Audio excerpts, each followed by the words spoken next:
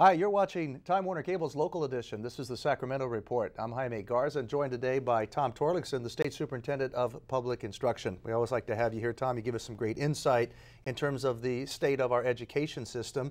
I understand that the STAR test results are in. STAR, of course, standing for the Standardized Testing and Reporting. And overall, how are California students faring in terms of English language arts right now? Well, there's good news here. We announced the results this week. We have seen incremental growth, steady growth in the proficiency of students in language arts and in math. It's shot up about 20 points over the 9 years. 20% more are proficient and far fewer are below basic. So this is progress. Our schools can be proud of that accomplishment, our parents and students, and the teachers working valiantly. Despite budget cuts, the scores are going up. Is it because there's more pressure now on performance, or what do you attribute this success to?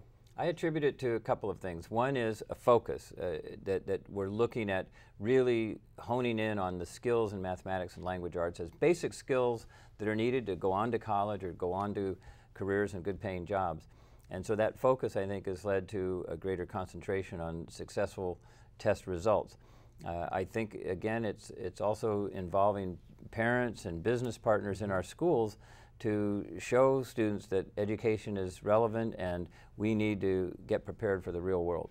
Are we seeing this as an entire generation of students improving, or are we still seeing students being left behind in terms of whether it's socioeconomic issues or things like that? Well, thanks for asking, Jaime, because the good news is everyone's moving up. Certain socioeconomic groups and ethnic groups are falling, they're moving up, but they're not closing the gap with the high performer students. So the students from poverty, Latino students, there's an achievement gap.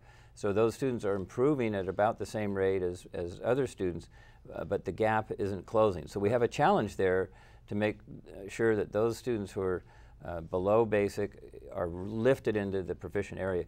The good news, again, is that it's going up, but the area we should look at is only 54% are proficient and above in language arts, and only 50% are proficient above in math. So we've come a long way from only having 25% proficient to coming to that number, but we have some distance to go. Right, that's very encouraging. So what do we do to keep pushing these students forward? I mean, you mentioned, the teachers, the parents, things like that, but there are really a lot of other issues out there that we don't see in the classroom that we really need to focus on, correct?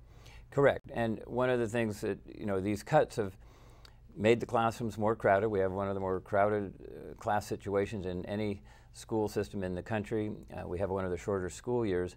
But again, the energy that teachers are putting in, the concentration students are doing, is paying off.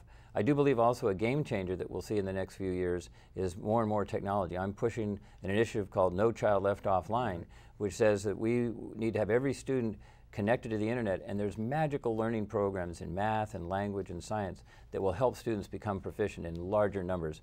And the good news is larger numbers of students are taking the tests, and the results are still going up. This is fantastic, and there are a lot of students out there, bright students who never make it to college. Are you seeing more promise that more of our students will be able to at least achieve that hurdle? Absolutely. That's the other good news that's coupled with this good news, is as these students become proficient, they gain the confidence that they can believe that they can go to college. They work harder so that they can get all the courses they need to enter our UC or CSU system or go on to college. So I think this is a big motivator. It's going in the right direction. And then the other issue, of course, is finances, but we're not going to talk about that. We're going to focus on learning here. Tom Torlakson, always a pleasure, State Superintendent of Public Instruction. And thank you at home for watching Time Warner Cable's local edition. This has been the Sacramento Report. Don't forget that you can always see this interview as well as others by simply going to My Government on Demand, and you can find that on Channel 1.